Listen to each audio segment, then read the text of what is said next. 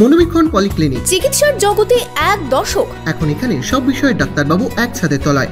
Phone করুন 7477799515 এই নম্বরে।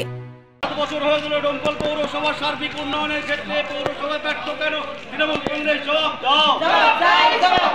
ডোমকল পৌরসভায় অবিলম্বে নির্বাচনের দাবিতে ডোমকলে মিছিল করল সিপিএম। পৌরসভা ডেপুটেশন না নেওয়ায় এসডিওর কাছে ডেপুটেশন দিল সিপিএম। ডোমকলে মিছিল শেষে এসডিও অফিসের বাইরে হয় সভা। সিপিএম এর দাবি, পৌরসভার নির্বাচিত বোর্ডের মেয়াদ উত্তীর্ণ হলেও অগণতান্ত্রিকভাবে চালানো হচ্ছে বোর্ড, করতে হবে নির্বাচন। ডোমকলে পৌর এলাকার নাগরিকদের যে পরিষেবা, সেই পরিষেবা সংক্রান্ত দাবিগুলোই আমরা প্রাধান্য দিয়েছি। তার সাথে এই যে 2 বছর ধরে অগণতান্ত্রিকভাবে, অনৈতিকভাবে প্রশাসক বসিয়ে পৌরসভা চালানো, যেটা এই সরকারের একটা নীতিতে পরিণত হয়েছে যে বিভিন্ন জায়গায় নির্বাচন না করা।